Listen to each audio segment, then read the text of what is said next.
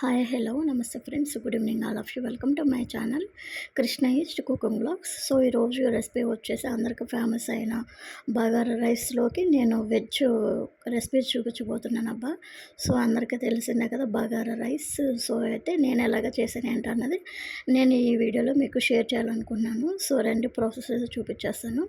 So ఇక్కడ వచ్చేసి నేను ఒక కప్పు బాస్మతి రైస్ తీసుకున్నాను అబ్బా. తీసుకొని నేను ఆల్రెడీ వాటర్లో నానబెట్టేసాను. సో ఇది వచ్చేసి నేను ఇక్కడ కుక్కర్లో చేస్తున్నాను. సో స్టవ్ వెలిగించి నేను ఇక్కడ వచ్చేసి 2 స్పూన్ల ఆయిల్ అయితే వేసాను. దానిలోకి మిరియాలు, చెక్క, లవంగాలు, ఇది బిర్యానీ ఆకు వేసాను.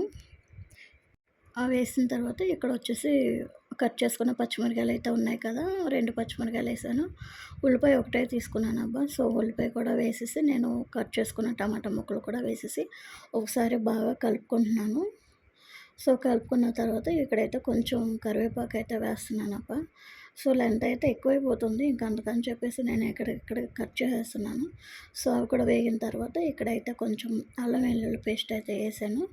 సో అల్లం వెల్లుల్లి పేస్ట్ కూడా కలుపుకున్న తర్వాత అది బాగా కొంచెం గోల్డెన్ బ్రౌన్ కలర్ వచ్చేంత వరకు కలుపుకొని ఇవ్వండి, ఇది అయిపోయింది. కొంచెం టైం టేకింగ్ ప్రాసెసే.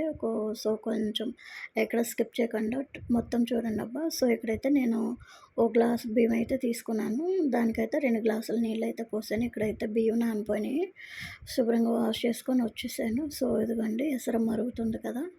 సో ఇప్పుడు సాల్ట్ వేస్తున్నాను అనమాట. కొంచెం సాల్ట్ వేసాను. సో అది మరుగుతుండగా రైస్ ఉన్నాయి కదా కడుక్కొని ఒకసారి కలుపుకొని ఉప్పు సరిపోయిందో చూసుకొని తర్వాత రైస్ అయితే వేసేస్తున్నాను. ఇక్కడ రైస్ అయితే వేసేస్తున్నానమ్మా. సో మొత్తం రైస్ వేసేసి ఇక్కడ నేను ఒకసారి గట్టితో కలిపి కొంచెం కొత్తిమీర అయితే వేస్తున్నాను. పుదీనా లేదు నా దగ్గర, ఇంకా అందుకనే కొంచెం కొత్తిమీర వేసాను. సో ఇక్కడైతే మూత పెట్టేసేసి మగ్గనిస్తున్నాను అనమాట. కొంచెం 10 మినిట్స్ పట్టింది. సో ఇక్కడ మూత తీసేసాను మసగుడ్డతో.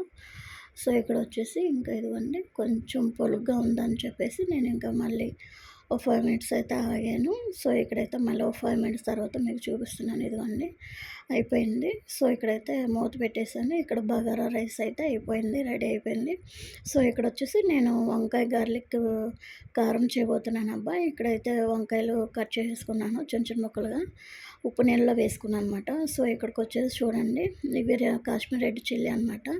ఎల్లుల్లిపాయలు, కరివేపాకు, జీలకర్ర. నేను దీనిలోకి వచ్చేసి ఎండు కొబ్బరి స్టవ్ వెలిగించేసి నేను స్టవ్ పైన సరిపడా ఆయిల్ అయితే వేసేసుకున్నాను అప్ప. సరిపడా ఆయిల్ అయితే వేసుకున్నాను. ఆయిల్ కొంచెం వేడెక్కిన తర్వాత కొంచెం లైట్గా జీలకర్ర అయితే వేసాను. సో దానిలోకి వచ్చేసి కొంచెం కరివేపాకు అయితే వేసాను. అవి కూడా ఒక్కసారి కలుపుకొని కొంచెం రోస్ట్ అయిన తర్వాత ఇదిగోండి వంకాయ ముక్కలు ఆల్రెడీ నీళ్ళు వేసుకున్నాను కదా. సో అయితే వేసేస్తున్నాను వంకాయ ముక్కలు. ఎన్నో లేవబ్బా, ఇంకా 6 ఎన్నో ఉన్న వంకాయలు, ఇంకా అందుకని చెప్పేసి నేను ఇంకా వాటిని ఇలా చిన్న చిన్న ముక్కలు కట్ చేసుకుని వేసాను. ఇదిగోండి ఇక్కడైతే కారం మిక్సీ పట్టేసుకున్నాను. సో ఇక్కడైతే వంకాయలు మగ్గిపోయినాయి, వేగినాయి. సో మగ్గినాక సాల్ట్ అయితే వేసాను. సో ఇక్కడ వచ్చేసి కొంచెం అల్లం వెల్లుల్లి పేస్ట్ వేస్తున్నానబ్బా. సో మీరు కూడా ఒక్కసారిగా ఇలా బగారా రైస్లో వెజ్ కూడా వేసుకొని తింటే చాలా బాగుంటుంది. సో మీరు కూడా ఒకసారి ట్రై చేయండి, తింటే వదిలిపెట్టరు. సో ఇదిగోండి ఇక్కడైతే నేను కొంచెం పసుపు వేసాను. కొంచెం వేగిన తర్వాత మిక్సీ పట్టుకున్న కారం అయితే ఏదైతే ఉందో అది వేసేసాను. ఇంకా నేను ఇవి బాగా వంకాయలకు పట్టేలాగా బాగా కలుపుకొని లాస్ట్లో ఇంకా కొత్తిమీర అయితే వేసేసుకొని మంచిగా కలుపుకుంటున్నాను అనమాట. సో ఇంక ఇక్కడ వచ్చేసి నేను కారం అయితే వేయలేదబ్బా, ఎందుకంటే ఆల్రెడీ నేను రెడ్ చిల్లీస్ వేసాను కాబట్టి ఇంకా కారం అవసరం లేదని నేనైతే కారం వేయలేదు. సో ఇక్కడ వంకాయ కారం కూడా రెడీ అయిపోయింది.